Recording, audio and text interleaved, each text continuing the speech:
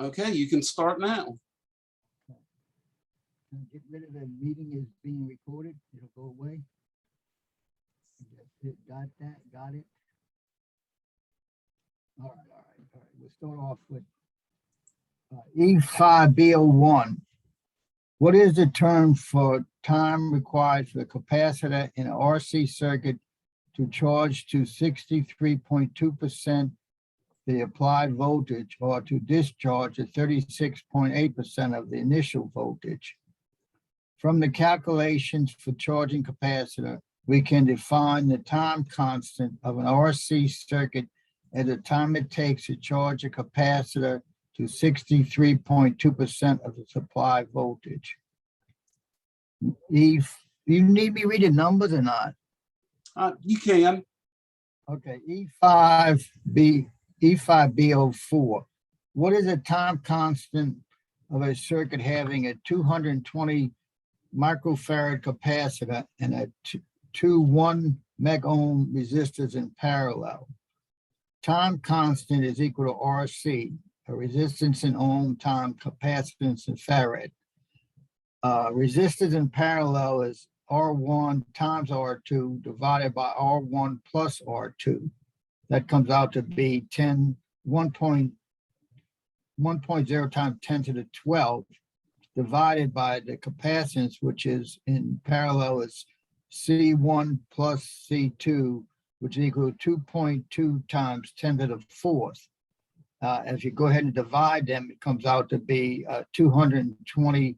I'm sorry, not divide, multiply. It comes out to be 220 seconds, which is 3.667 minutes. Okay, E5D06. In what direction? In what direction is a magnetic field oriented around a conductor in relation to the direction of the electron flow? The direction of the magnetic field in a circuit around the current at right angles to the current flow and may be determined by the left-hand rule. And what they're saying, I don't know if you can see me, you take your left hand and you point your thumb in the direction of the current, and the magnetic thing goes around where your fingers are pointing. Okay. I can't see where you're at there. You need to scroll down a little bit. What's that? Yeah, You need to scroll scroll down in down. the Word document, please. Oh yeah, I'm going down. Okay. Okay, I just finished E5D06. Okay, E5B09. What is the relationship between the AC current through a capacitor and the voltage across a capacitor? Note also that current reaches a peak of 9 degrees ahead of the voltage waveform. We say that the current through a capacitor leads the applied voltage by 90 degrees. Okay, let me get down to the next one. And I wanted to mention there's a easy little mnemonic you can use to help remember which leads. It's called Eli the Iceman. So for a capacitor, ICE, current leads voltage. For an inductor, Eli, voltage leads current.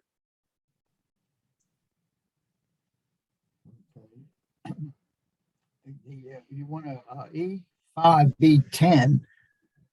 What is the relationship between the AC current in the inductor and the voltage across an inductor? Current through an inductor lags the applied voltage by 9 degrees. You should also say that the voltage applied to an inductor leads the current through it by 90 degrees.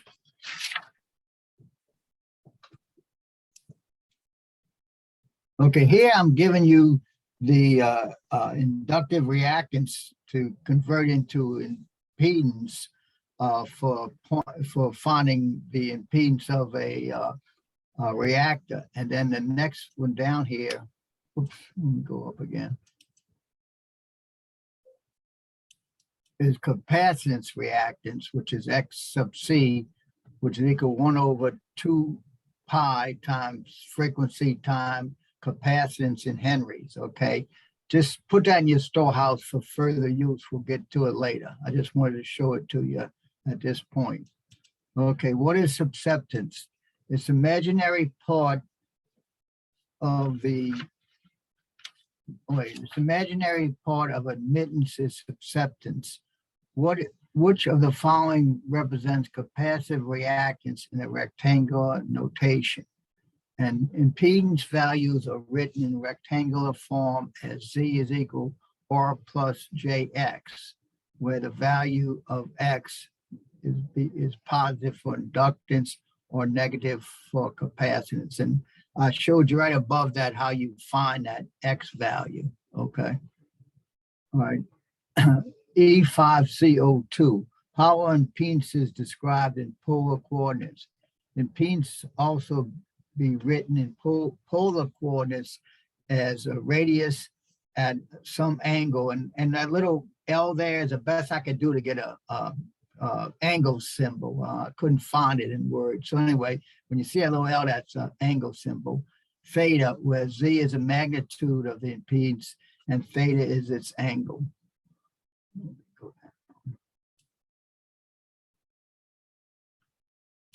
Okay, which of the following represents an inductive reactance in polar coordinates? Inductive reactance in polar coordinates is Z at an angle of minus 90 or plus 90. It goes on the horizontal axis. No, I mean the vertical axis. Okay, what coordinate system is often used to display the resistance, inductance, and or capacitance reactance components of impedance? Rectangular form is often used to display the resistance, inductance, or capacitance. What is the name of the diagram used to show the phase relationship between impedance? Let's see, I don't see it myself. Oh, this is 5. Between impedance at a given frequency. These are phasor diagrams. Okay, we'll get more into that later on down here. What does the impedance 50 minus J25 represent? The impedance 50 minus J25 represents 50 ohms of resistance and 25 ohms of capacitance reactance. What is the impedance of a pure resistance plotted on a rectangle coordinates? Any point that falls on a horizontal axis from 0 to 180 is pure resistance. What coordinate system is often used to display the phase angle of a circuit containing resistance and or capacitive reactance? And it's polar coordinates. That's the radius and a angle. Okay, 09. When using rectangle coordinates to graph the impedance of a circuit, what do the axes represent? The horizontal axis of the value of R, the vertical axis for the value of X. What letter is commonly used to represent subsistence? It's B, is the negative reciprocal of the reactance. So it's B is equal to 1 minus 1 over X. How is impedance in polar form converted to equivalent admittance? Y is equal to 1 over Z as angle theta, since impedance and admittance are rectangular or polar coordinates. That's 3. Okay, let's see. Okay. What happens to the magnitude of a pure reactor when it is converted to subsistence? A pure reactor subsistence is the negative reciprocal B over 1 over X. For example, we'll show you Z is equal to 1 over Y at an angle theta is equal to 1 over Y at the angle theta, which is equal to B 1 over X, which is a reactance at an angle theta. Okay, here's some equations and that they did. What is the phase angle between the voltage across and the current through a series RLC series where XC is 500 ohms, R is 1 kilo ohms, and XL is 250. I tried to draw a little diagram again on Word, and that's the best I could do. So you see that they're in series. The R is 1,000 ohm. The capacitance, which is a straight and a curve, but is minus 500, and the inductance, which is plus 250. Okay, so if you go down here and start putting it in an equation, you can see Z is equal to the resistance, which is the 1,000 plus a minus 500, which is the capacitance, plus a 250, which is the inductance. So then you come up, R is equal to square root of 1,000 here plus 250, because you're subtracting this 250 from that 500, you get 250. And the square root is 1 times 10 to the 6 plus 6.25, which is the pi. No, it is this squared. And the square root of 1.0625 is equal to 1030.78 is the radius of the point. The angle here is the arctangent of B over A, which is minus 250 over 1,000, which is equal to minus 0.25, and the angle theta is minus 1404. So it's going to have a negative component on this, so that it would be in a 1, 2, 3, the fourth coordinate. That's where you get the minus 14. Okay. And it's just the phase angle is minus 1404, and Z is 1031 at an angle of minus that. Okay. And then the next, they do it again on another problem, E5B08. And here's what is the phase angle between the voltage current and current through a series RLC circuit if XC capacitance is 100 ohms, resistance is 100 ohms, and X inductance is 75 ohms. So again, you go through that same calculation, and you come up with R as 103 point. You got a question, Seth? No. Okay, 103, then you go to the tangent. Again, it's the arctangent of B over A, which comes out to be negative 25, and you get the same angle. So it's 103. The magnitude is smaller, but the angle is the same. Okay, then it's a negative angle. All right, and here's a third one, E5B12, and that is, what is the angle between the voltage across and the current through a series RC circuit where X impedance of capacitor is 25 ohms, the resistor is 100 ohms, and the impedance of the XL is 50 ohms. So again, you start going down to the equation, and you have the resistance plus the inductance, and it's 50 ohms minus 25 ohms, and it comes out to be 25. And the square root of this would be 1,000 squared plus 25 squared, which is 1.0 times 10 to the 4th plus 625. It comes up to be 10625 at an angle. And the magnitude or the radius is 103.1. And this time it's a positive angle of 14.036. So this means that rectangle coordinates is in the first quadrant of your circle. Okay, let's see. Okay, the next one is, what is admittance? Admittance is the reciprocal of impedance. Y is equal to 1 over Z. And obviously Y stands for admittance. Which point, okay, now here, Chris, I need some help. Can I go make this go down and pick up another diagram to show on the screen? Can you tell me how to do that? I don't know if Chris is listening to me. Sorry, I was muted. Just open up the other diagram and it should show.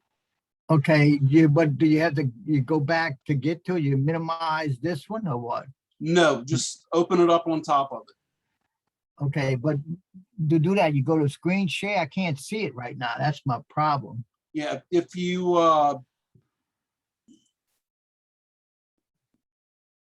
go down to the menu bar, is it another Word document? No, it's a PDF. Okay, minimize the Word document. Stop sharing or, No, you don't have to stop sharing, just minimize it okay. All right, I did that. and then I open got- up the PDF. Okay, let's see, which one is this? I think it's this one. Okay, you see this graph? It's in the book, okay, the ARL, and see these points? They just give you the points. And what they do is they tell you to solve the problem and tell them what point is on the graph. So if you want to go back and we can do that later, but you can go back, I'm just telling you, that's where these points are saying they're going to, okay? So we're gonna minimize that again, just keep that in mind. Okay, I'll go back to the Word document. Okay, all right. You see here, okay, the first question on here, which point on that figure E5-1 best represents the impedance of a series circuit consisting of a 400 ohm resistor and a 38 picofarad at 14 megahertz. Okay, now here's where that equation I gave you at the very beginning, here's where it comes into effect, okay? So what you're doing is you're taking this right here, XC is equal to 1/2 pi FC, which is frequency, and C in capacitance, and frequency is in megahertz, okay? So if you take that formula and put 1 and you put 6.28, which is 2 times pi, just to shorten up, then you got 38 and you got 14, they both on that, and you got 10 to the minus 12 plus 6. Okay, so it comes out to be 1 over, when you multiply that all out, 1/344.15 times 10 to the 6, which comes out to have a impedance for the capacitor is 299, and it's a minus value because it's a capacitance. So Z is equal to 400 minus J 299. And if you look on that graph, you can find that point, and that point here is 0.4. So we go on down to the next one. And E5 11, let's see which one is that. Okay, E511 is wait a minute. Oh, give me a second, guys. Okay, E511, okay, which point again on that same diagram, E5-1 best represents the impedance of a circuit consisting of a 300 ohm resistor and an 18 microhenry inductor at 3.505 megahertz. So this time your formula is a little different for your impedance of an inductor. It's just straight, there's no reciprocal of it. So you take 2 pi times the frequency, and that L is supposed to be for inductance, okay?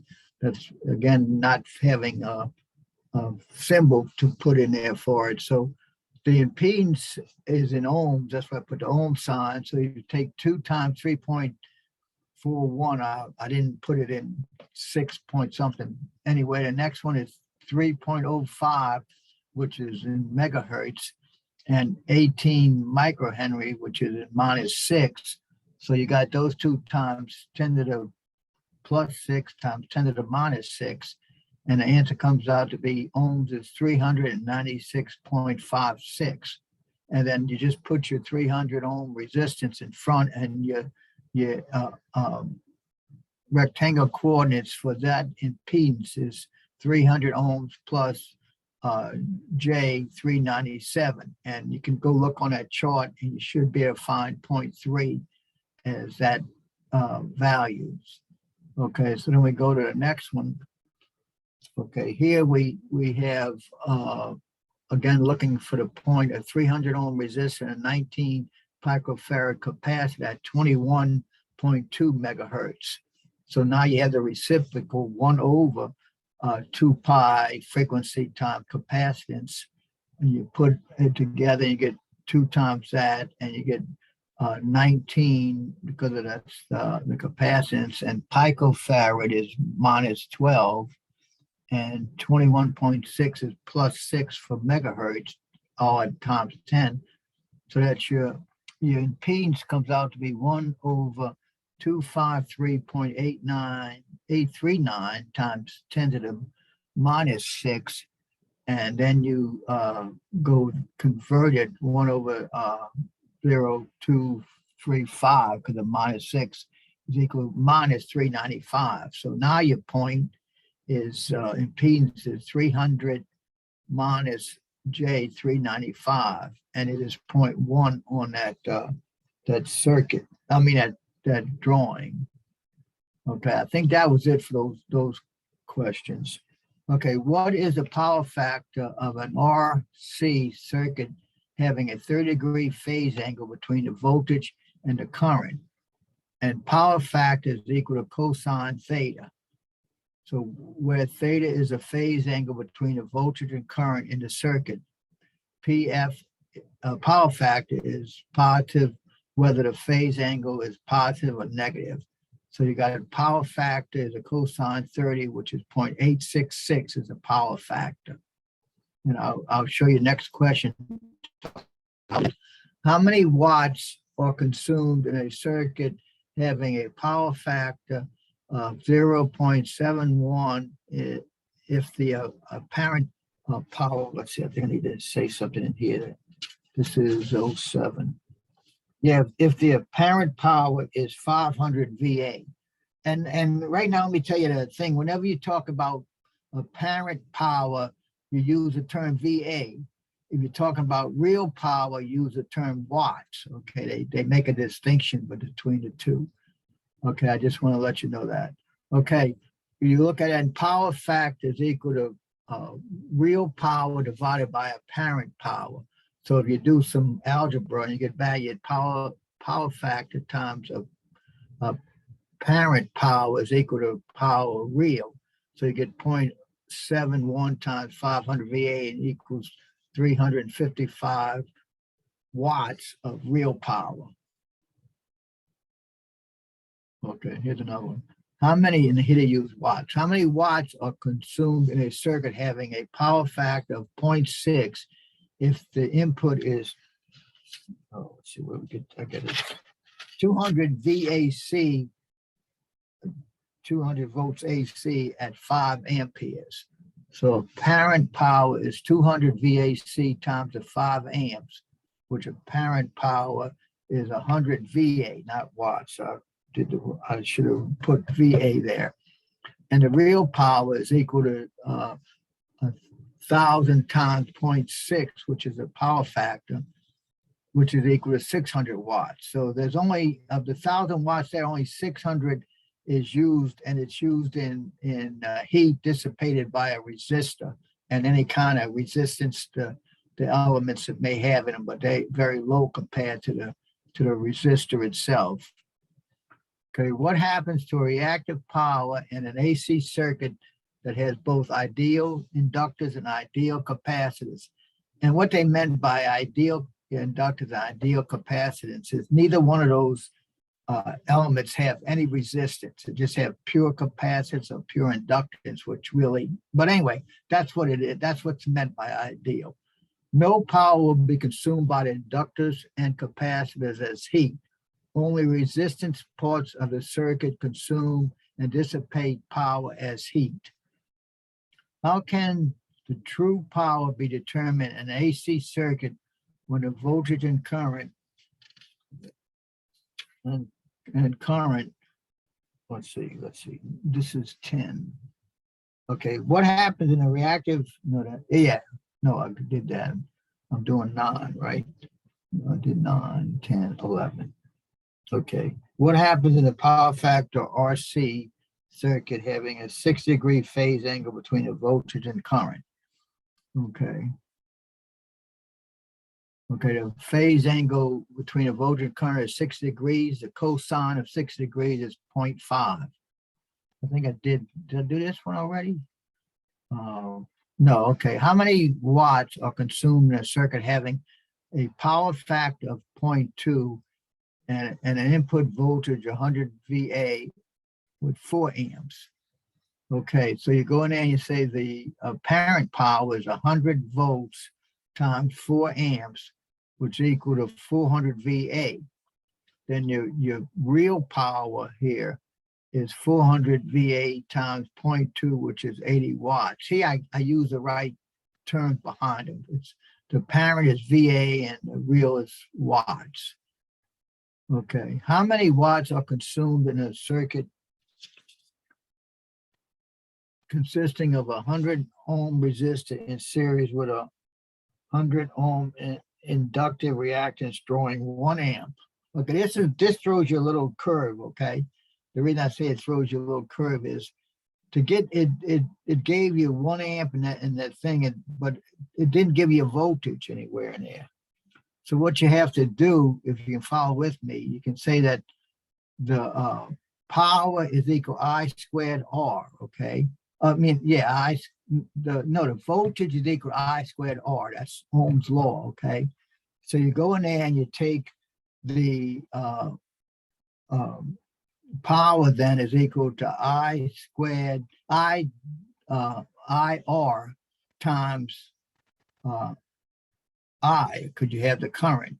So therefore you can get rid of voltage. It'll come out to be that you have 1 amp squared is equal to the current that'll be going through with the resistance. So that's 1 amp squared times 100 ohm resistor is equal to 100 watts. So that's the amount of watts consumed in a circuit with only a resistor and no inductance. Okay, let's go to the next page. What is the reactive power? If you multiply the RMS voltage and the current of these meters, I don't know what meter, I guess that was what they're talking about in the book, you will get a quantity that is referred to as apparent power. Therefore, this is expressed as volt ampere rather than watts. Okay, so then that's what is reactive power. Okay, the next one is 15. What is a power factor of an RL circuit having 45-degree phase angle between the voltage and the current? Okay, power factor for phase angle of 45 degrees is 0.707. So that would be your power factor. Okay.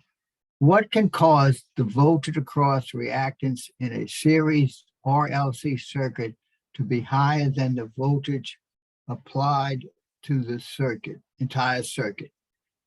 If the components have low amounts of resistive loss, the energy continually supplied by the signal generator will cause the voltage across the inductor and capacitor to build levels several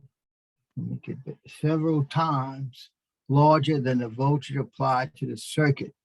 Similarly, the currents that flow back and forth between the inductor and the capacitor in exchange the stored energy or maximum at residence. So it's telling you, if you get to a resonance circuit, you can get high voltage if you're not careful. Okay, what is the resonance in an LC or RLC circuit?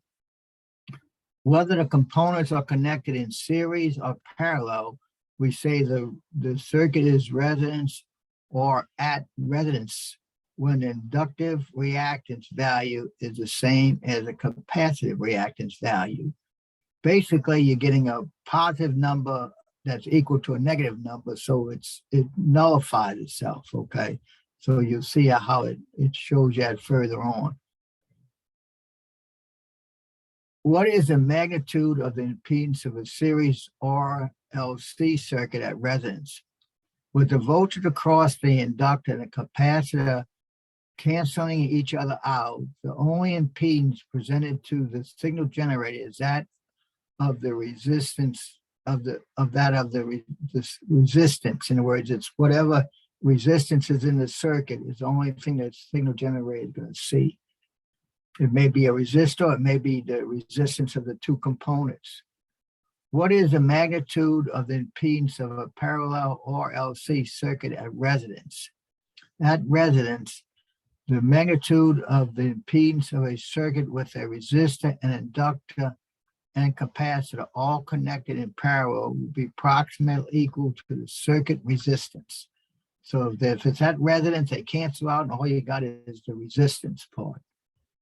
Okay, what is the magnitude of the circulating current within the components of a parallel RLC circuit at resonance? The currents at the input of a parallel RCL circuit is at minimum at resonance. Let me get to my place here. Okay, let's go back. Okay. E05. Let me go back and show you one thing real quick that I should have showed you before I did that. So hold tight for a minute. I want to show you another thing here. Okay, this is another thing that came out of the book, but you're going to have to learn this if they give us any math on a test. For example, it tells you with complex numbers, the A plus JP or the polar radius times this, adding complex numbers is easiest in rectangular form. You can see right here, A plus JB plus C plus JD is equal to A plus C plus JB plus D. So that's real easy. So you can probably do that without any problem. Okay, multiplying, dividing complex numbers is easiest in polar form. You can multiply these two numbers very easily, okay? But here you can see that A at an angle theta times B at an angle theta 2 is equal to A times B and angle 1 plus angle 2. So it's just multiplication and addition to divide, to multiply that at polar. And when you go to division, A over B, you just A over theta and B over theta 2 is equal to A divided by B and angle angle 1 minus angle 2. That's the only thing you probably have to be careful about is making sure that these angles subtract the angle theta 1 subtracts from theta 2. I mean, I'm sorry, theta 1, yeah, you subtract theta 2 from 1, okay? And then converting from one form to another, we did that. I showed you how to do that, but it's on this thing also if you need to follow it. And like I say, I'll put it on the website that you can have a copy of if you want. All right, let's go back to the, all right, don't need that one. Okay, let's go back to the,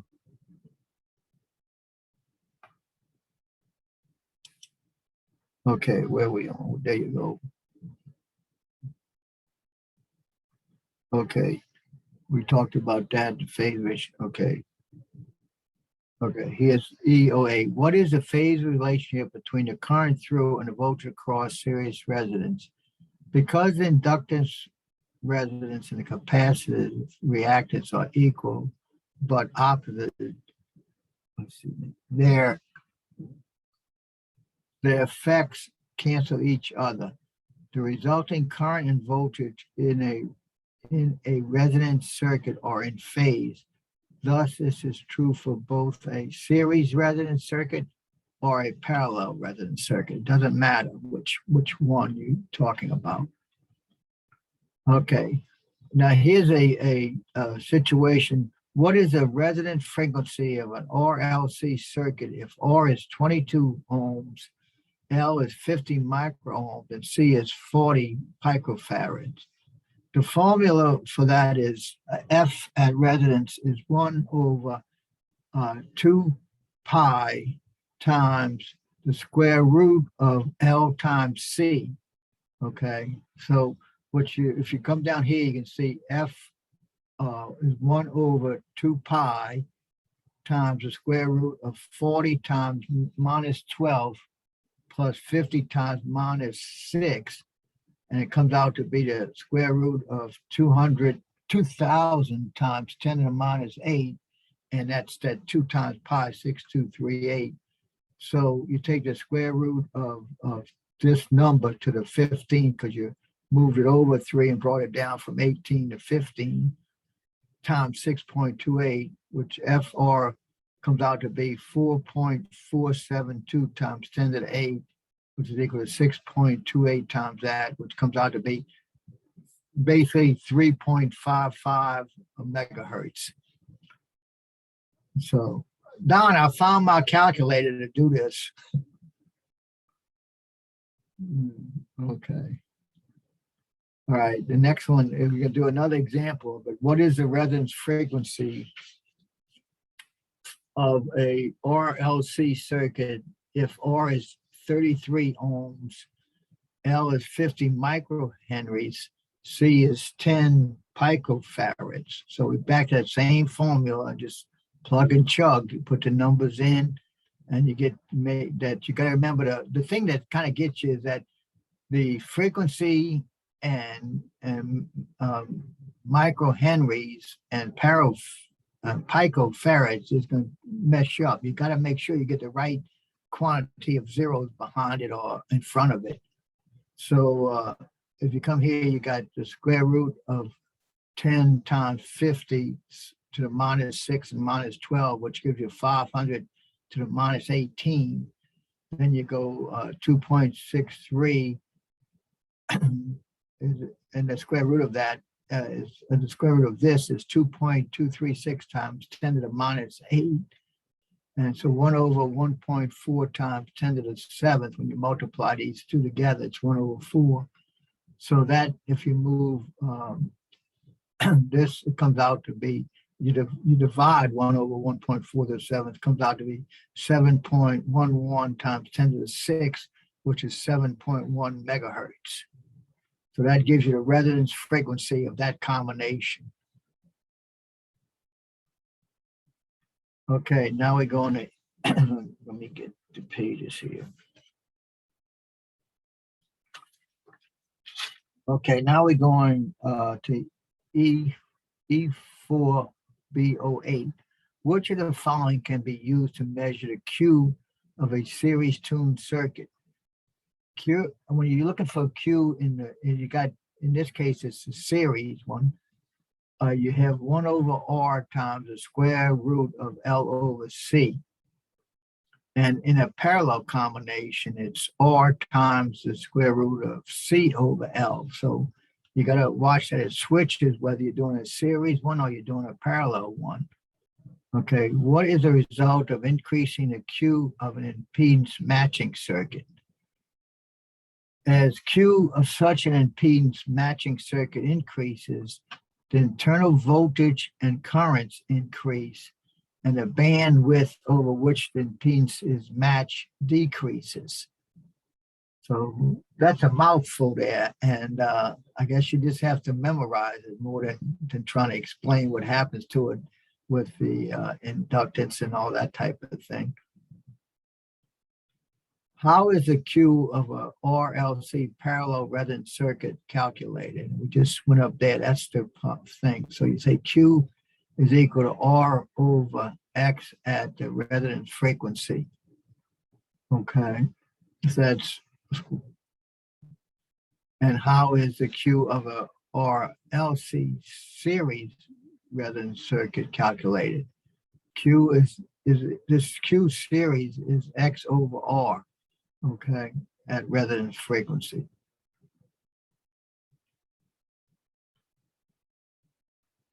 What is the half power bandwidth of a resonance circuit that has a resonance frequency of, let's see, 7.1 megahertz and a Q of 150?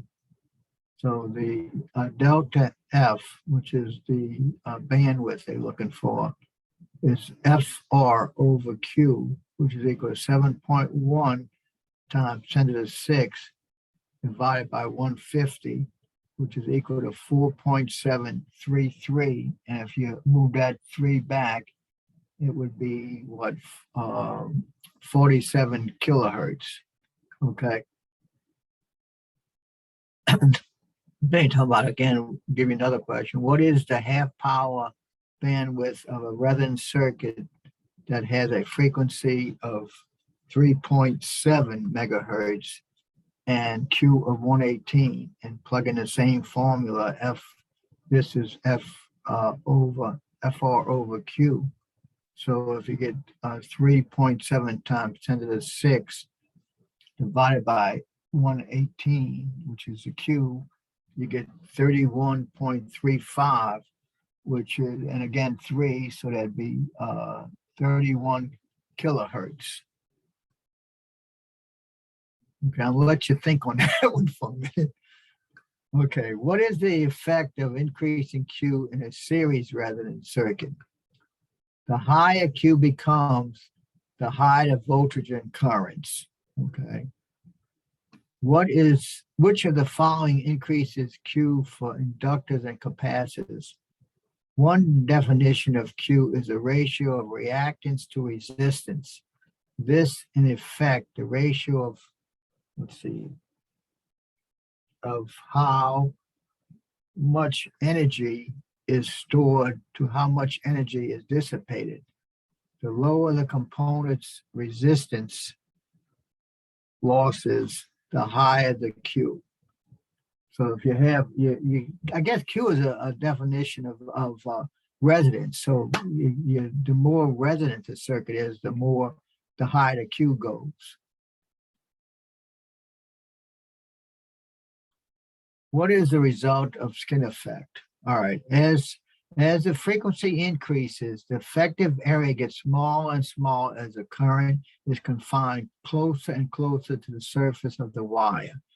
And this is affected highly by the frequency. The higher the frequency, the more the current tries to go to the outside of the wire on what they call the skin effect.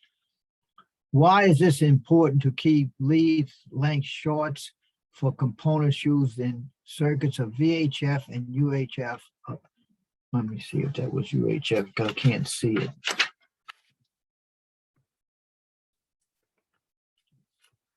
VHF and above is all they said here. Okay. Good design and construction practices at these frequencies is to minimize the effect of lead inductance by using surface mount components or trimming the leads to be as short as possible. So, and then next one will explain why. Why are short connections used at microwave frequency? As wavelengths become shorter, the electrical length of the component leads and connections wire causes phase shifts in the signal traveling along the lead. This phase shift can be very difficult to control and lead to oscillation and uneven frequency responses at microwave frequency. So the faster the frequency is changing back and forth, the more you can see that skin effect. So that's why leads are very important in that, because the skin effect's so bad in microwave. What is the primary cause of inductor self-resonance? Because of parasitic intertune capacitance, very small capacitance that exists between the turns of an inductor, the inductor can become a self-resonant circuit at some frequency, some higher frequency. And what it is, you got your inductor, and most of the time the conductor in it is insulated. So you're wrapping all this insulation between this conductor and let me get up here, this conductor and that conductor, you basically got a capacitor because you got this conductor here and this conductor with insulation between them, and you're making a capacitor, but it's so small, it's only at that high frequency that it makes an effect in it. So that's why they're concerned about the self-inductance at high frequencies. Which of the following device packages is a through-hole type? Since the pins are inserted in the holes in the printed circuit board and extend through the board, and let's see, where was it? Extend through the board, 02. Through the board to be soldered on one or both sides of the board, the DIP, or DIP, I think they call it, package is an example of through-hole component. Okay, that's the one you see them put that little rectangular one with pins on each side. That's what they call it, the DIP package. Which of the following component package types would be most suitable for use at frequencies above the HF range? Because the surface mount, that's the new one you're talking about, SMT components have less parasitic inductance and capacitance, they are usable well in the VHF, UHF, and microwave range. Okay. What advantage does surface mount technology offer? The radio frequencies, this is 10, using through-hole components. As device complexity and operating increases, however, even the leads of a DIP package become too long. The solution was found in surface mount components, STM. Okay, let's go to E611. Okay, what is a characteristic DIP package used for integrated circuit? It features, what is the characteristics of it? Okay, it features 2 rows of pins spaced 0.1 inch apart with rows from 0.3 to 0.6 inches apart, the opposite sides of a rectangular plastic or ceramic body. Why are DIP through-hole packages, ICs, not typically used at UHF and VHF frequency? Even the leads of compact DIP packages are too long for UHF and high frequencies.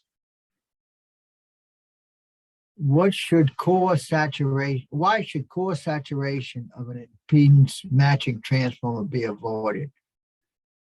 When core saturation occurs, the output waveform becomes distorted, generating harmonics and other distorted products. And here what they're talking about is, if you got a transformer and you got the coils around, you got the magnetic element in the middle that is receiving the magnetism, you can get to a point to where no matter how much current you put through it, the magnetic system is not, or the magnetic is not, flux is not going to get any greater. And it's, so at one point, if you put a 1 amp, you get the right value out for what the inductance should be.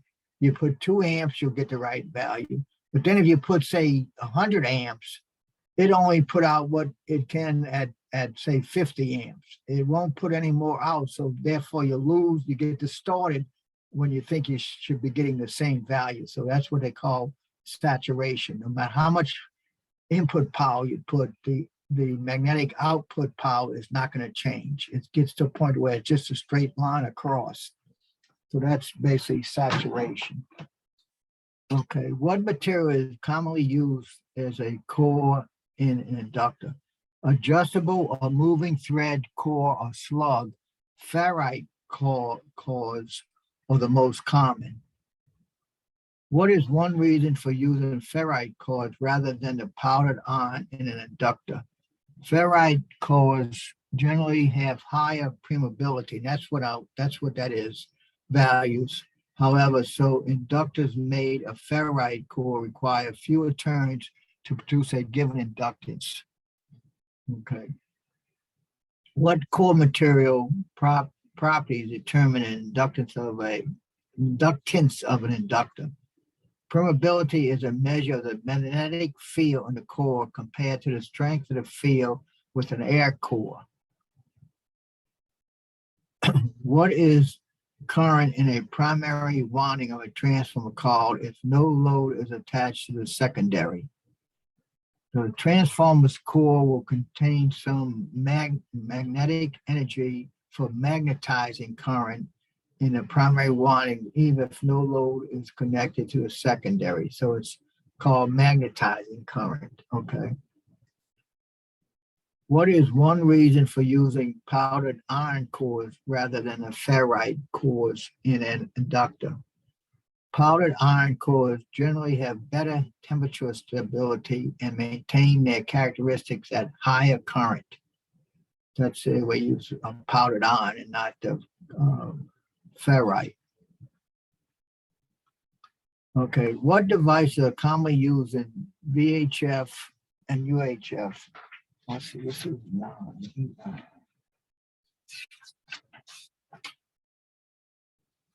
Okay. What devices are commonly used as VHF and UHF parasitic suppressors at the input and output terminals of a transistor HF amplifier? Ferrite beads are often used as suppressors of VHF and UHF oscillation at the input and output terminals of VHF and UHF amplifiers. What is a primary advantage of using a toroidal coil instead of a solenoid coil in inductors? Nearly all of the toroid inductors magnetic field is contained within the toroid core. That's the little round bead you see that like looks like this, and they run the wires around that, compared to a transformer where you have a bunch of iron, they wrap it around the outside of the iron. I say the toroid coil is a better one for than the solenoid coil. What type of core material decreases inductance when inserted into a coil? Low permeability of brass cores cause a reduction in inductance. What is inductor saturation? When using transformers of any sort, it is important to avoid exceeding the core's ability to store magnetic energy, an effect called saturation. I think that's it, guys. I'm going to show you, I forgot one other thing I wanted to show you on the other thing. Let me see if I can find it.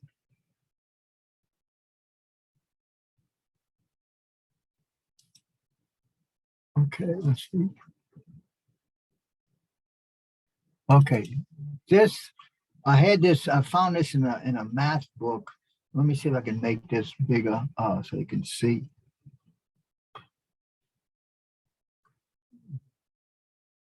I don't know if I can make that any bigger, but anyway, this is the values, like 10 to the 12 is tera, and 10 to the 9th and 10 to the 6th is mega, and it goes down to 10 to the -1 is deci, 2 is centi, 3 is milli, 6 is micro, and then they've got 10 to the 9 is nano, and 10 to the -12 is pico, and the -15 is femto, and 10 to the 18th is atto. So if you need to have that values when you're given, they tell you a picofarad or a nanofarad, you know what number to use. And again, I'll share it with you all. Okay, let's stop sharing. Okay, guys, got any questions? Let me get a bottle of water, just a sec. Okay.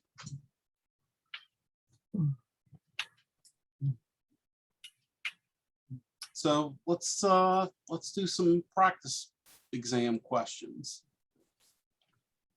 So I'm gonna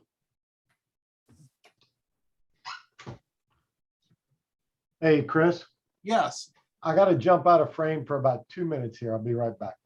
okay.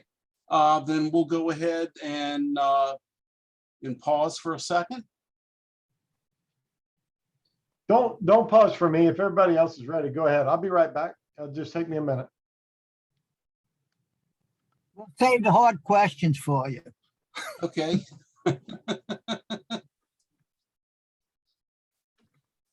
Okay, so, and I have to apologize, the order that I put in the, the original document I sent out is not correct. It doesn't follow the 87FO guide. So I'm gonna revise that and I'll email that out later on this week. Let's see. And we are actually a week ahead. Well, not a week ahead, but the order is off. So I'll send out a revised sheet later this week. The next section, I believe, is listed as components and building blocks. And we currently do not have anybody that is presenting on that right now. Does anybody want to volunteer?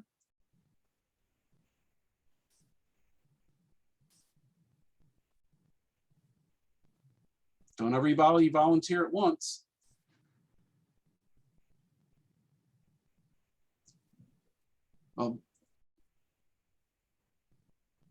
If you would take a Let's look get at back. that. Tell me volunteered him. How many people are actually in the class, Chris? I think we're around Oh. 6 right now. I know we're missing Emil tonight. And I mean, Matt, I've already got you down for 2 sections. Tell you what, I will do the the presentation for the components and building blocks.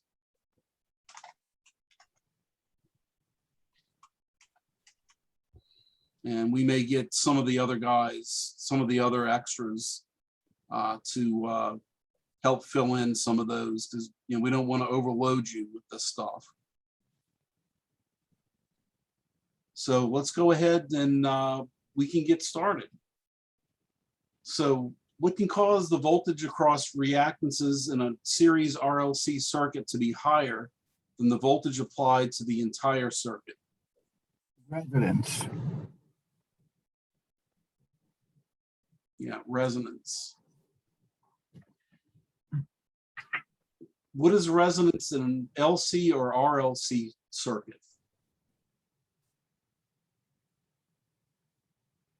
A, where the reactance equals inductance, capacitance and inductance. Correct. What is the magnitude of the impedance of a series RLC circuit at resonance?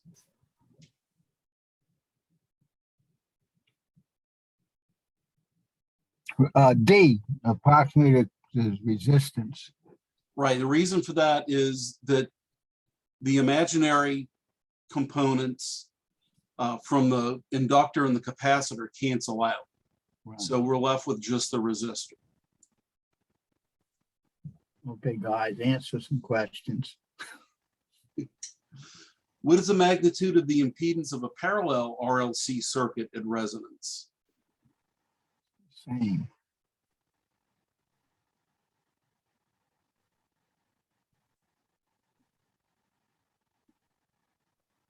It's D again. Yeah. With that, the imaginary parts cancel out and you're just left with the resistor. What is a result of increasing the Q of an impedance matching circuit?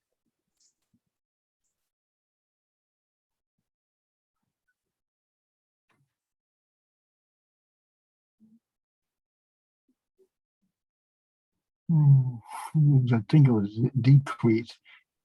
It's either B or C, and not sure which one.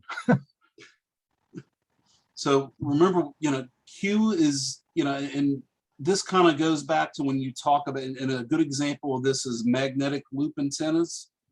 Magnetic loop antennas are very high Q, which means they have a very narrow bandwidth. So if you increase the Q of an impedance matching circuit, the bandwidth should decrease, correct? Let's see. Yay, we got that right.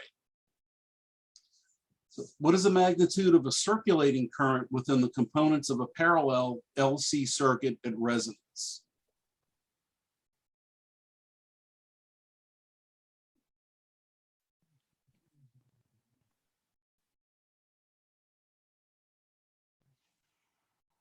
So you have to remember at resonance,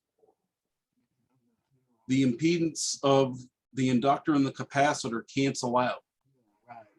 So it's When they're not, then you're going to see some effect on that. So I'm going to say it should be a maximum. What is the magnitude of the current at the input of a parallel RLC circuit at resonance?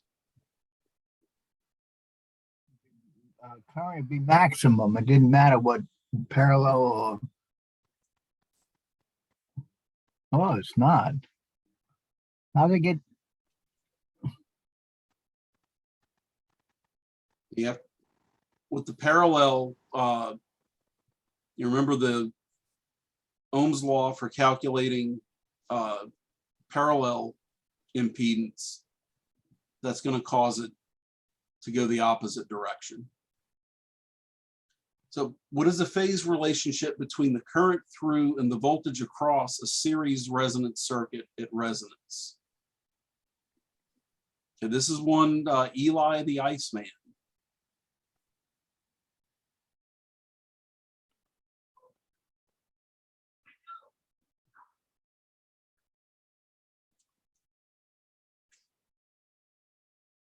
Okay, but we're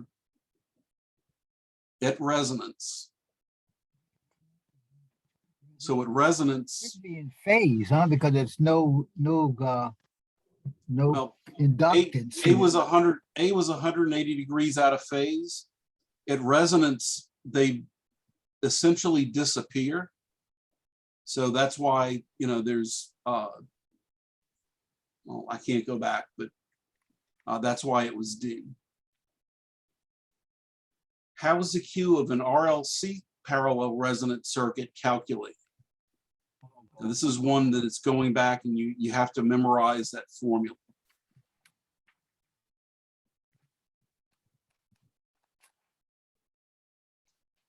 Hey, Mike, do you have that? That fast?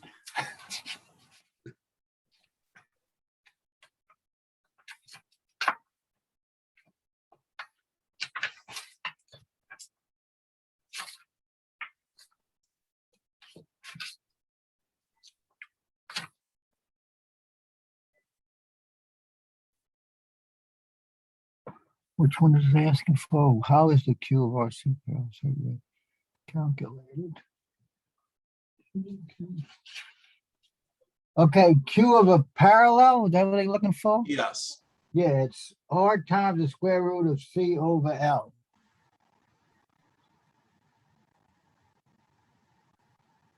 Resistance divided by reactance of other inductance or capacitance. C, I guess. C. Yeah. It helps when you got the formula here.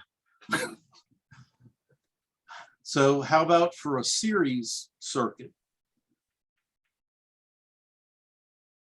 Series is 1 over R times the square root of L over C.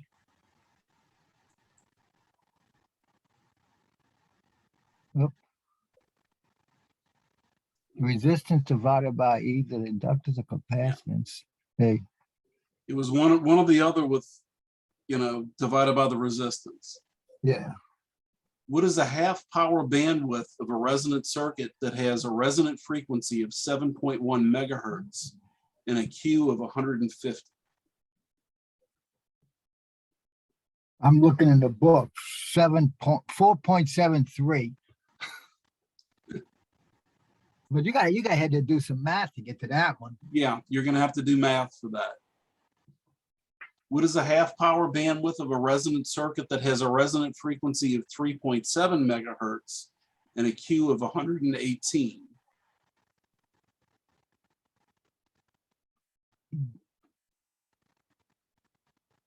$31.4 kilohertz. And again, you calculated.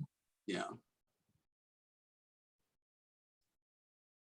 What is an effect of increasing Q in a series resonant circuit?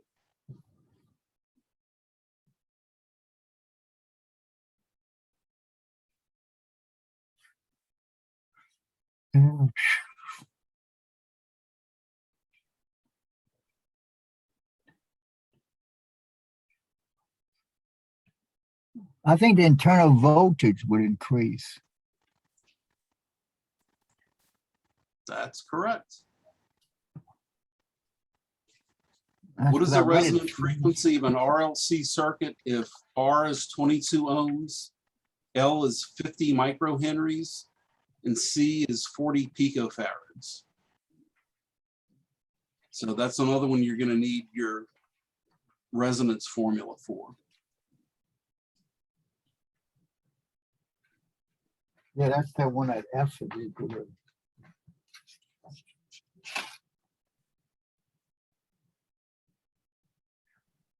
$3.56. Yeah. So in the package of study materials, there's a PDF file called Extra Ref. And it's going to have all of the formulas in there. But you can't bring on anything into the tests, right? Just a calculator. No formulas or nothing. You gotta memorize them. You can memorize them, but you can't bring them in with you otherwise. Gotcha. Okay.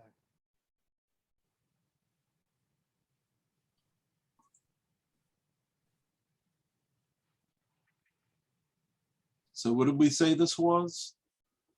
Okay. What is the resonant frequency?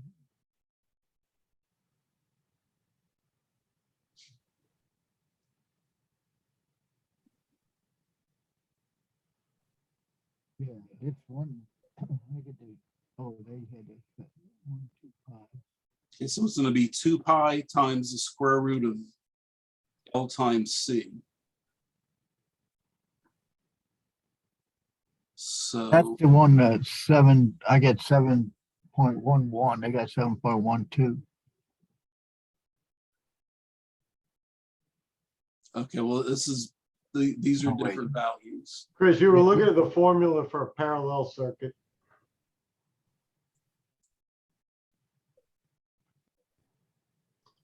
Is that what we wanted, or was it this one up, the one up top?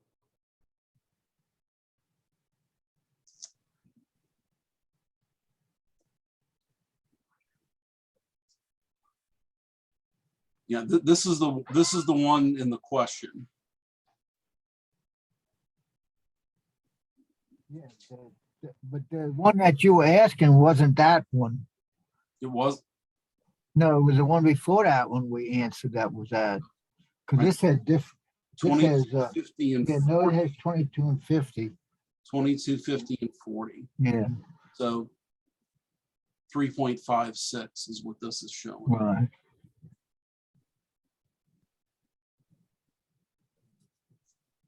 Which of the following increases Q for inductors and capacitors?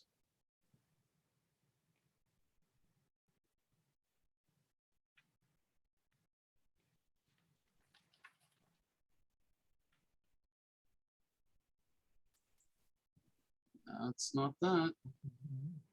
Which of the following increases Q for inductive capacity? It's going to be lower losses. Yeah. So what is the resonant frequency of an RLC circuit if R is 33 ohms, L is 50 microhenries, and C is 10 picofarads? So 33, 50, 10. So That's gonna be 7.121. Yeah, that's right. That's the 7.12. Oh. Nope. Megahertz, not kilohertz.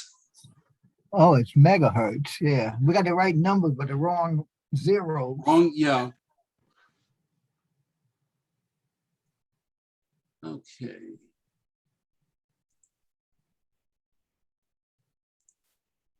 Oh, I know. I had a question I wanted to ask you about the test real quick. If Yeah, it did that, I know you have to have your FRN number from the yes. FCC. You if should I- already I- have that. Yeah, I do, but do you need any, I don't know, any kind of certification that it came from the FCC, or can you just tell them, I got this amateur license sheet and it gave me my FRN, but I didn't know if you had to have some kind of card from FCC with that number or what? No, no. What'll happen if you have the wrong FRN, when we go to submit, that to the FCC, that'll bounce back with an error. You're supposed Yeah, to the have wrong your, one. you're supposed Like- to have your license with you when you take the test, and your FRN is on your license. I don't have a license. The thing I got from FCC is a sheet of paper that gives me a call sign, radio service, and down on the bottom says license information, license name, and that. I guess I didn't have, man, my license I had was in 72. I don't know where it is now. I mean, are they supposed to be issuing me every time I renew it? Are they supposed to give me another one? I thought they don't do that anymore. You should be able to go to the FCC ULS site and look up your own call sign. And from there, you can print a reference copy of your license. I think that's what I did. That's what I'm looking at on this sheet of paper I have. That's 8.5 by 11, and it has the FRN number on it. And I was asking, is that enough certification? Yes. Okay. I can show you, I think, what it looks like, but I don't know. You see that sheet? It's got the FCC and all the other stuff on it, and it's got the and it's 1, 2, 4, 6, 8, 10-digit number. Yeah, so you can see, I went in, I searched for myself, and there's my FRN. Yeah, I think this is what I searched for, and I got a printout of it, and that's what I got in the book here. So that should suffice. Because if they gave me the wrong number, all this other crap on it's wrong too.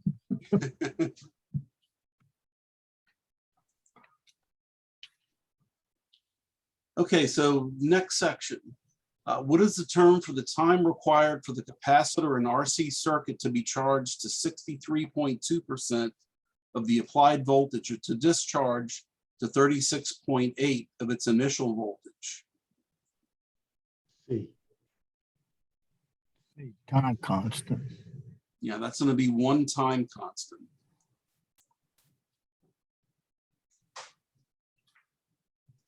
What letter is commonly used to represent susceptance? They should have put it in a B instead of that A. It's B. I mean, it's A. The term is B. How is impedance in polar form converted to an equivalent admittance?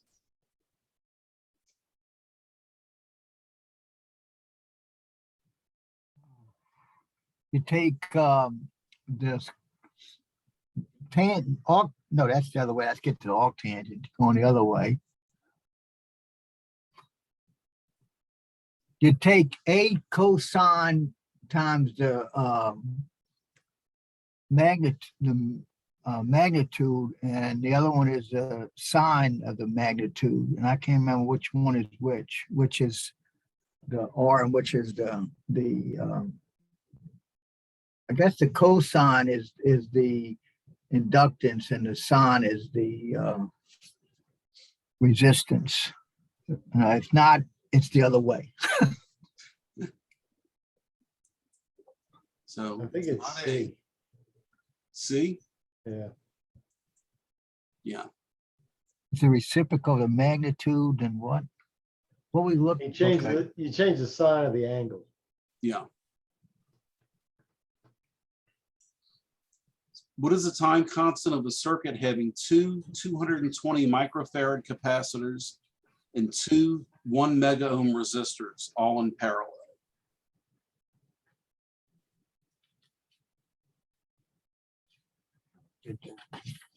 So.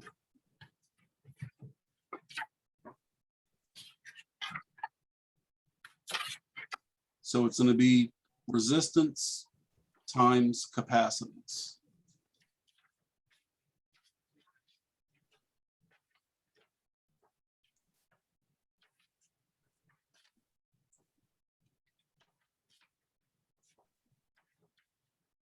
So if two 1 mega ohm resistors are in parallel, Be 440. so that's going to be R1 times R2 divided by R1 plus R2.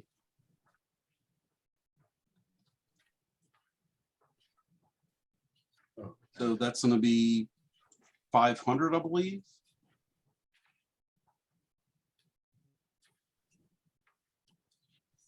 And capacitors, when they're in parallel, they add. So that's going to be times 440. And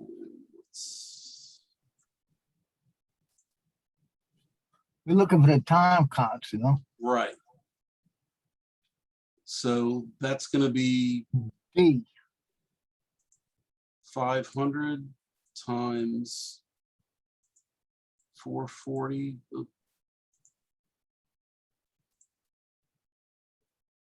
Times 10 to the negative 6. 0.22.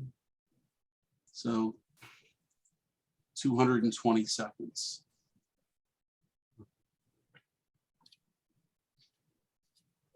What happens to the magnitude of a pure reactance when it's converted to susceptance?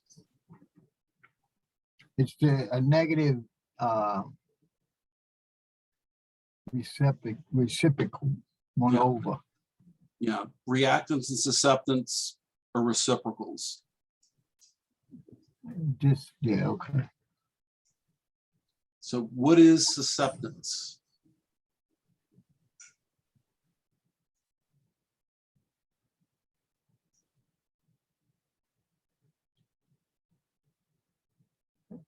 It's hey, the imaginary part of admittance. Correct. What is the phase angle between the voltage across and the current through a series RLC circuit? If X sub C is 500 ohms, R is 1 kilo ohm, and X sub L is 250 ohms. What were the numbers again? 500 ohms, 1,000 and 250. 250. What we looking for on that one? I did that. We're looking in the for a magnitude and angle on the answer. It should be 1030.78 and an angle of negative 14. Yeah, RLC phase angle. Yeah. So negative 14. It goes down to the up. Yeah.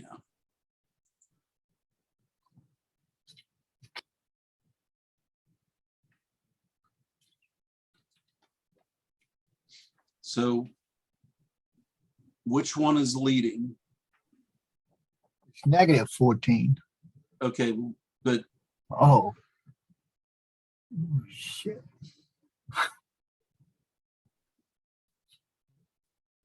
It's capacitance, so it's the current leads the voltage.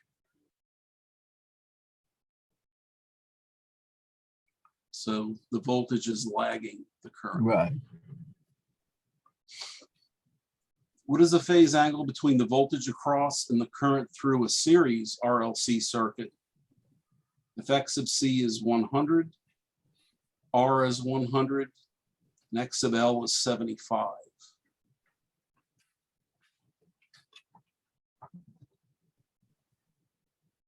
Okay, it's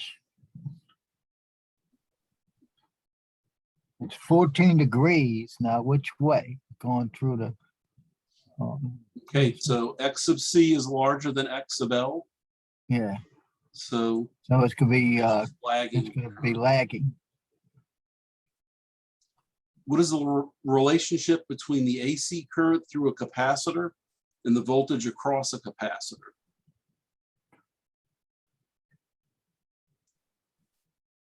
So this is Eli the Iceman. Current leads voltage for a capacitor by 90 degrees. It can go into that plate a lot faster than the voltage. So what is the relationship between an AC current through an inductor and the voltage across the inductor? So that's going to be Eli. Yeah, that the current Voltage lag. leads current by 90 degrees. Yeah.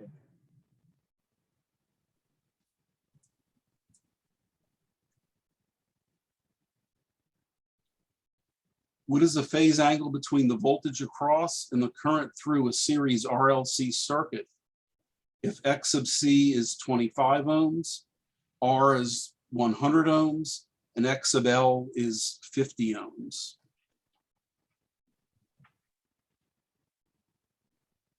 Okay, what are you looking for now, though? It's 14 degrees. We just gotta figure out which way.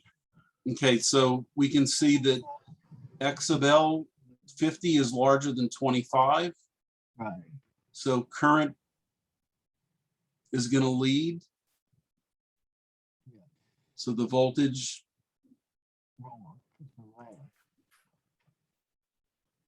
okay, I messed that one up. Okay, what is admittance? It's the inverse of impedance. Inverse of impedance. Okay, not too bad.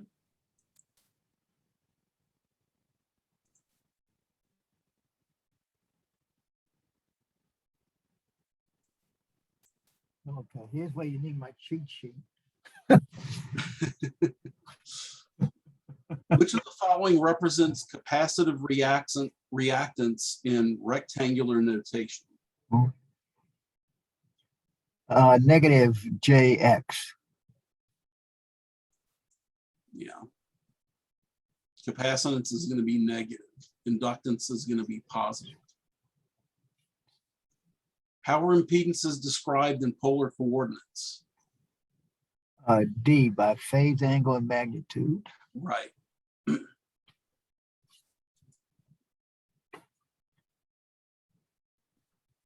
Which of the following represents an inductive reactance in polar coordinates?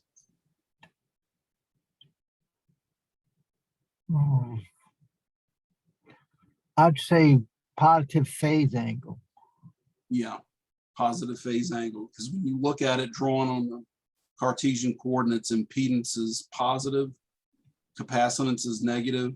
So if you've got impedance, you're going to have a positive value.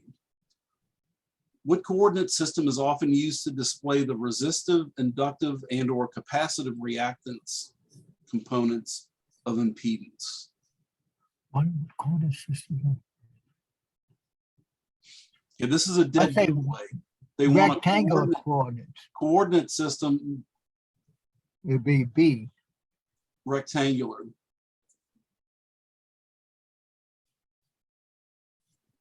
What is the name of a diagram used to show the phase relationship between impedances at a given frequency? That's A. Yeah, that's a phasor diagram. Right. What does the impedance 50 minus J25 represent? It would be B. Yeah, so it's a 50 ohm resistance, 25 ohm capacity. 25 ohm capacitance. The reason that you know that it's capacitance is because it's negative. Right.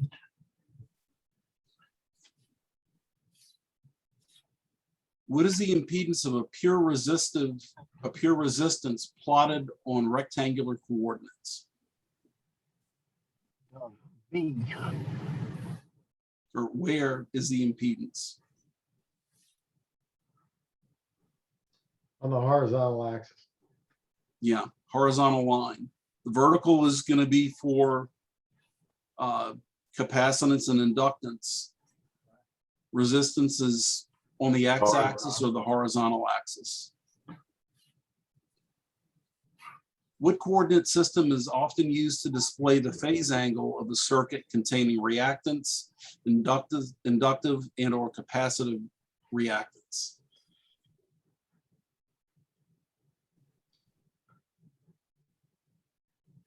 Ooh. Yeah, the only one that's That's going to be polar.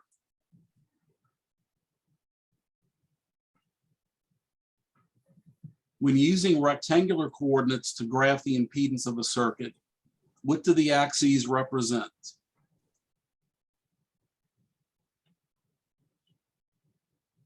Okay, we've talked about this a little bit already. The x-axis is going to represent the resistive component. The y-axis is going to represent the reactive components. Positive is going to be inductance, negative is going to be capacitance.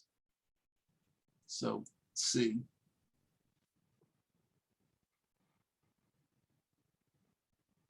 my points. Yeah.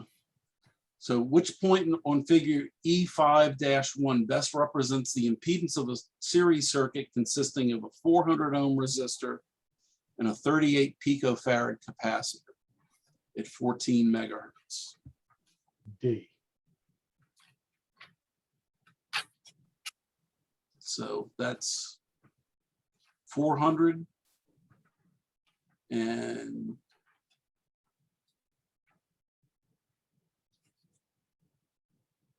Which one did they just do? No, it's gonna be D, right? Because it's D. barely above the x-axis and it's right on the 400 line.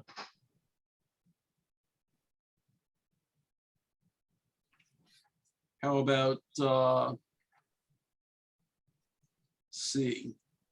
I'm sorry, B.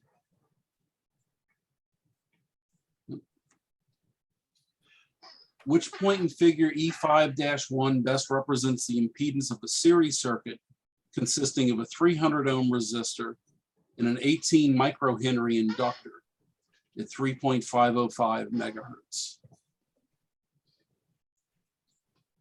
So we know we're going to come out here to 300.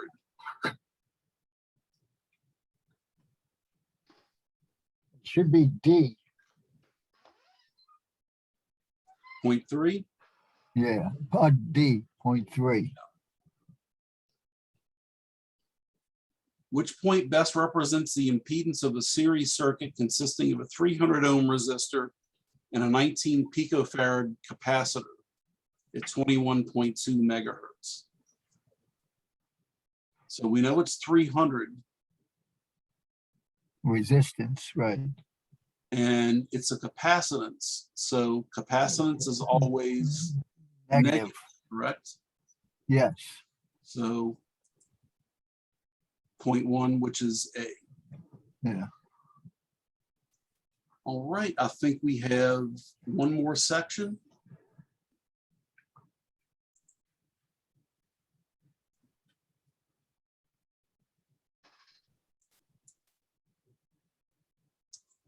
So what is the Oh, result? skin effect. What is the result of skin effect?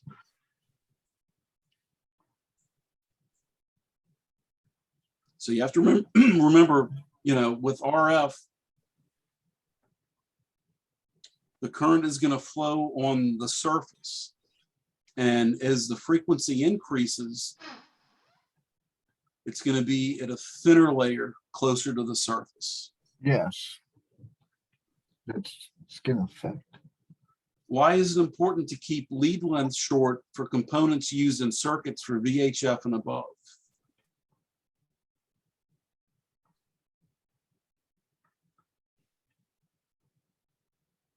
I'd say C.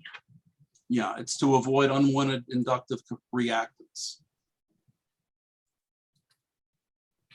What is microstrip?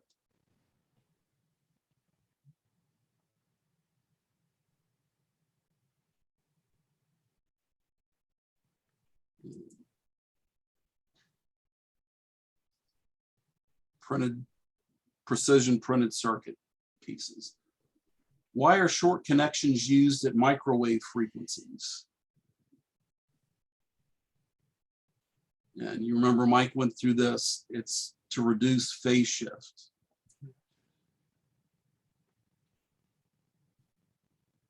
What is the power factor of an RL circuit having a 30-degree phase angle between the voltage and the current? Get your calculator, No. cosine of 30. The sheet has, let's see, the power factor. It's going to be the cosine of the phase angle. Cosine of 30, whatever. So, 0.866. yeah, so the cosine is going to be adjacent over hypotenuse. You'd have to go and use a little Pythagorean theorem. All your calculator has cosines in it. Yeah. You can do that, can't you? Yeah, you can do that. In what direction is a magnetic field oriented about a conductor in relation to the direction of electron flow? Okay, what does it say now? Direction, Okay, so you AC, direction. have to remember, you know, there's a rule that you can use for this. In what direction is the magnetic field orientated about a conductor in relationship to direction of electrical flow? Direction, B. current, direction opposite to the current, and circle around a B and a circle around a conductor. Right. It's going to be That's the fingers. right. You know, we start talking about electromagnetic theory, you know, the dot product between those two vectors is 0.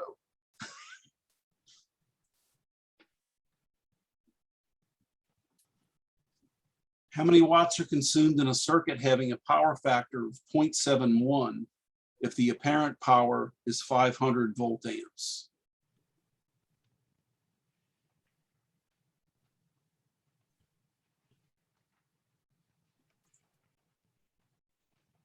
$3.55.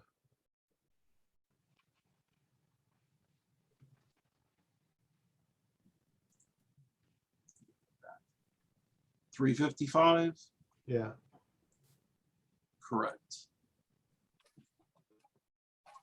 How many watts are consumed in a circuit having a power factor of 0.6 if the input is 200 volt VAC at 5 amps?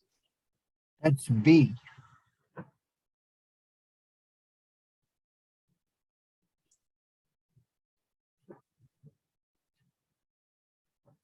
What happens to reactive power in an AC circuit that has both ideal inductors and ideal capacitors?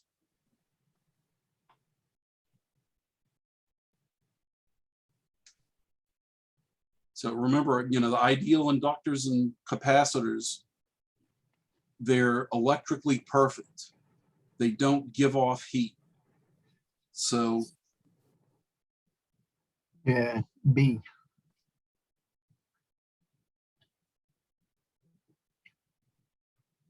D,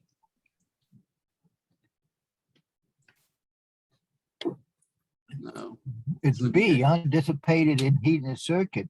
no, you for an gotta- ideal one, no heat is dissipated. But they didn't say a resistance in this thing. They had no resistance. How can it come? Let's see, that was, this is Oh, I don't worry 5.2. about going back.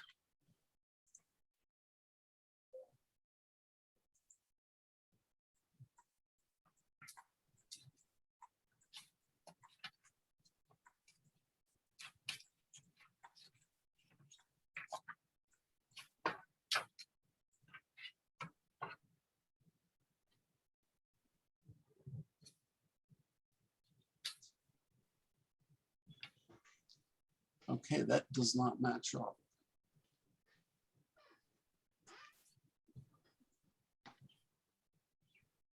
Okay, how can the true power be determined in an AC circuit where the voltage and current are out of phase?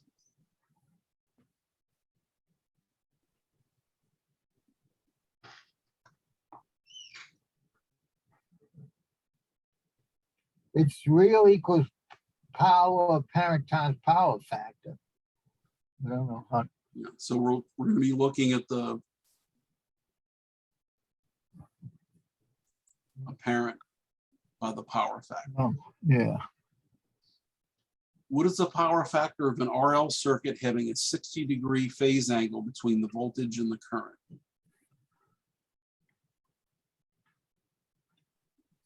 60 degrees. I gotta get you cosine of 6 degrees is maybe 0.866. I don't,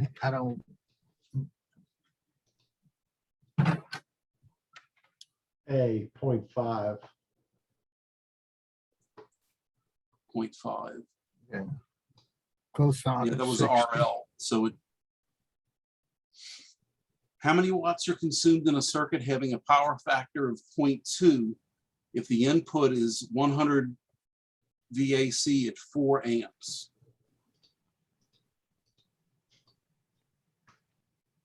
$80. Yeah, 80. How many watts are consumed in a circuit consisting of a 100 ohm resistor in series with a 100 ohm inductive reactance drawing 1 ampere? 100 watts. C.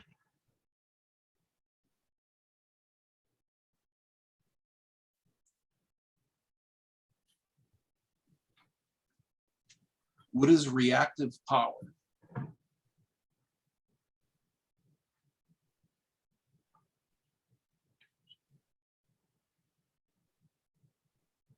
Wattless non-productive power.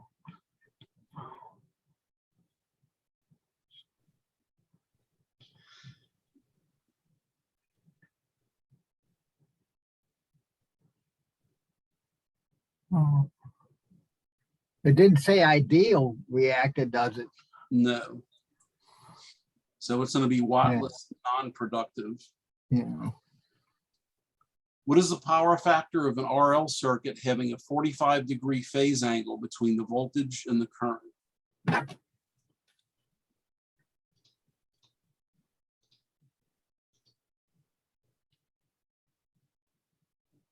B. 707.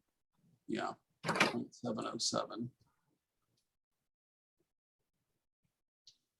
All right, that is all for that section. I'm going to go ahead. I will send out an updated Word document. I'll put it as a PDF, with the schedule and stuff. And I'll plan on presenting next week for you. That's gonna be what you're putting on the, wherever you're putting it is a list of the sections that we have and the ones that we already completed and the ones that people have volunteered for and the ones that are empty, no one's volunteered for, correct? Right. And I'll send that out by email to the to Groups IO. Okay, thanks. All right, guys. Any questions? Yeah, the math on this is a little heavier than some of the previous ones. But if you have any questions as you're working through this, please reach out, through Groups IO. You probably won't be the only one. You've got Don, who's an engineer, Chuck, who is an engineer and professor. You know, I've taught math, so we can definitely help you out with this and walk you through it. So, you know, Guys, if y'all, I'm also an engineer, so if you need local help from the guys trying to learn this, I'll be glad to help you. absolutely. So, you know, don't be afraid to ask, you know.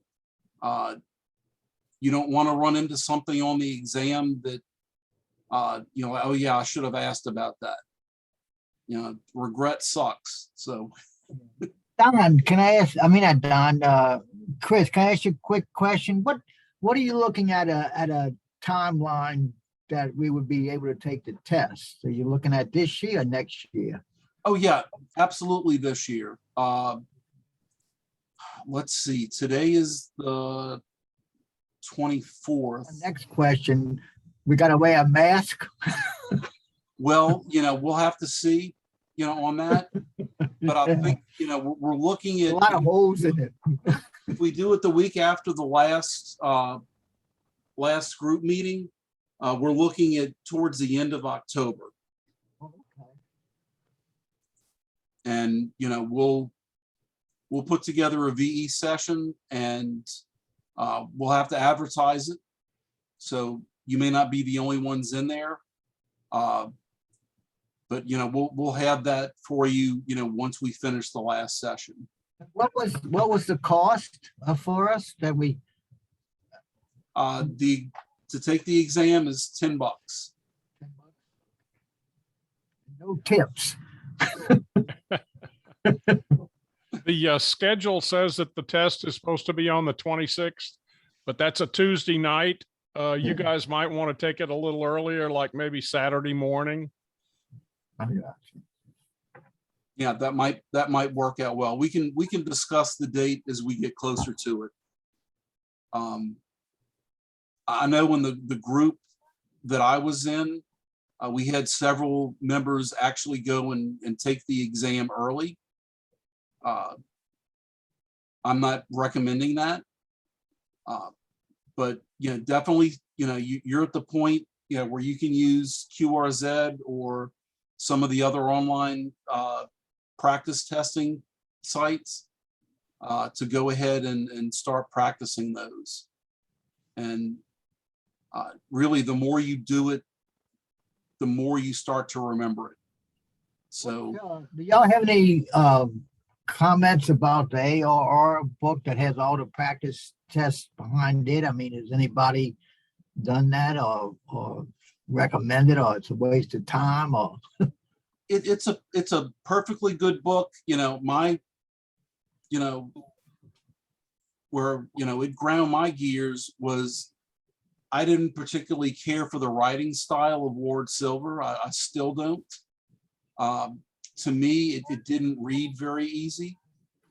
But do you have any comments about the test in the back of that book? That's what I was asking about. It's, you know, a practice test is a practice test. All the ones online, they're going to use the algorithm where there's a certain number of questions that have to come from each sub-element in each section of each sub-element. And it will use that algorithm to go ahead and generate a new test for you every time. So obviously, the more you see those, the chances are you'll start to see some questions that you may not have studied before or you've kind of forgotten about. So the more you see it, the more you do those, the chances are you'll see more of those and you're going to be better prepared for when you actually sit down and take the exam.